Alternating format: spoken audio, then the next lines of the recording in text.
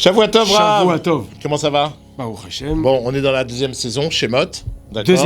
Deuxième paracha. Donc, saison 2, épisode 2. Épisode 2. On La attaque. paracha, elle nous parle Elle s'appelle comment? Vaera. Il a vu? Ou il verra? Non. Hachem, il dit à Moshe, Vaera el Avram. Je me suis présenté à Avram. Ah, Vaera, c'est je me suis présenté. D'accord. Bah, je suis pas bon en hébreu alors. Ok. Alors, la paracha nous parle de Moshe Rabbeinu qui va rencontrer Paro. Pharaon. On est la dernière année avant de la sortie d'Égypte. Les Juifs étaient en Égypte. Les Juifs étaient en Égypte 210 ans. Ok. Ils ont commencé à travailler après à peu près une centaine d'années. D'accord. Puisque tant que les frères de Yosef étaient vivants, ils n'ont pas travaillé. C'était quand Vayakam Melech Hadash? C'était quel paracha? Quand Yosef il est mort. D'accord. C'était dans Bereshit encore. Dans Shemot. Dans Shemot. Voilà. La semaine dernière, on a eu... La semaine dernière, on a commencé à On travailler. a vu un nouveau roi qui s'est levé en Égypte, qui connaissait pas le peuple juif, qui avait fait exprès d'oublier Joseph. D'accord. Voilà. Et... On a travaillé une centaine d'années. Et là, on va sortir d'Égypte. D'accord. Juste ce qu'il faut dire, c'est que Joseph, il a sauvé l'Égypte de la famine. Il a sauvé... C'était quand même l'empire égyptien. C'était un des plus grands empires du monde à l'époque. Le plus grand empire. Ça a été sauvé par un juif qui s'appelait Joseph. Un nouveau roi, il arrive, il prend la place du pharaon qui était à l'époque de Joseph.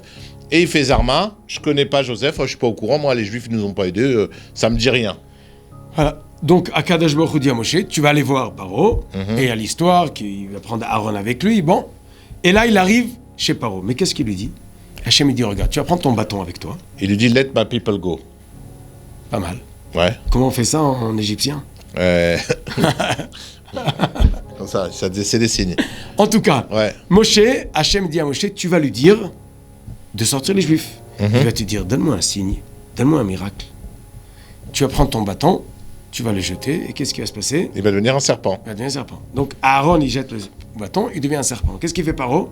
Il appelle ses magiciens. Et qu'est-ce qu'ils font? Ils font pareil. Ils font pareil. Et qu'est-ce qui se passe après, nous dit le Passouk? Le serpent de Moshe, de Aaron, donc, il mange tous les autres serpents. Voilà. Et qu'est-ce que Paro il fait? Il- Je vous sors pas, c'est des histoires. Ouais, ça fait un peu magie, quoi. Ça fait un peu... Et surtout qu'à l'époque, on apprend que tous ceux qui étaient autour de Paro, ils faisaient de la magie noire, Voilà. quoi. Donc C'était très bon magicien. le- Comme dans Aladdin avec Chafar, le grand Chafar. C'est qui lui? C'est le méchant. Et toi, t'es le gentil. Moi, je suis Aladdin. Alors, et le peuple et le cœur de Paro s'est durci et il n'a pas écouté. C'est bizarre cette histoire. Moshe, il demande un signe, Moshe lui fait un signe. Dès que c'est... Non, Hachem lui fait un signe. En jetant le bâton, Aaron il a fait un signe à Paro, Ouais. à sa demande. Ok, Qu'est-ce qu'il a fait Paro? Il a demandé à ses magiciens, ils ont fait la même chose. ok. Donc, tu n'as rien fait. Mais d'un autre côté, son bâton, il a avalé le bâton des autres. Ouais. Alors comment tu crois pas?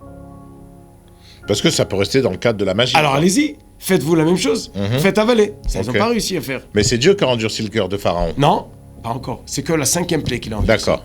Au début, il n'a pas endurci son. Donc, la même chose avec le sang. Qu'est-ce qu'il fait Paro?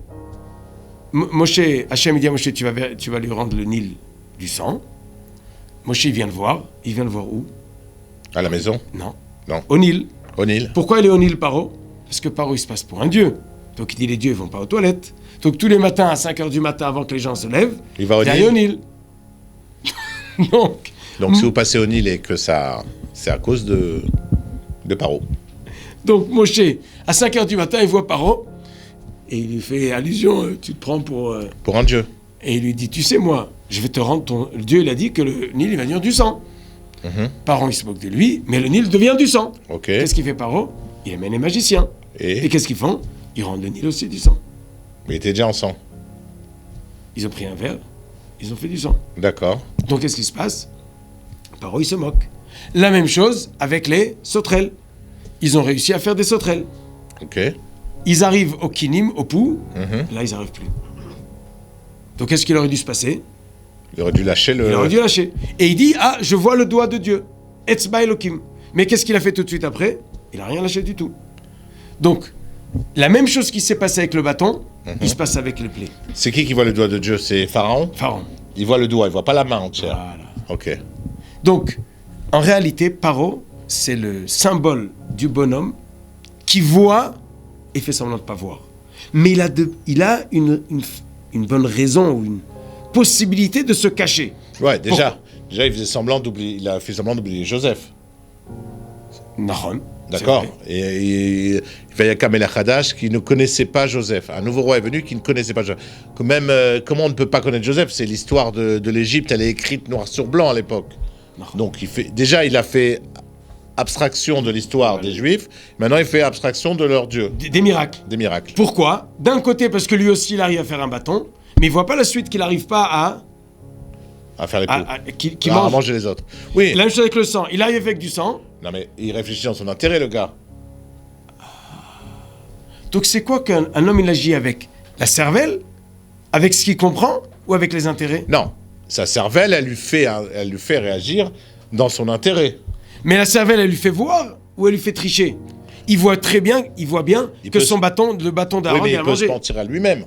Razak ou Barour. Merci. Voilà pour nous. On peut voir et on peut se mentir. C'est toi qui l'as dit, c'est pas moi. Oui, c'est bon. Donc aujourd'hui, tu nous dis un super ridouche, Fabrice. C'est qu'on peut voir la réalité et se la cacher. Ah oui. Alors, Dieu nous donne un petit voile pour cacher la moitié. On dit, ah, tu vois, c'est rien du tout. Mais tu as l'autre moitié qui n'est pas cachée. Et qu'est-ce qu'on fait? On ferme l'œil. Ouais. Razak. Donc, Paro, il fait l'imbécile. Il fait comme s'il voit rien. Il voit, mais il se triche. Et il va jusqu'au bout. Jusqu'à la perte de son fils. la perte de tout son pays. Ouais, les premiers. Il a délabré son pays. Pourquoi? Parce qu'il se cache la réalité. Il comprend dans la tête, il a ses intérêts, et il n'arrive pas à vivre comme il faut.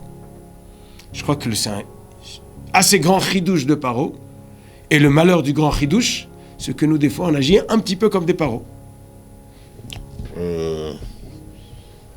Oui.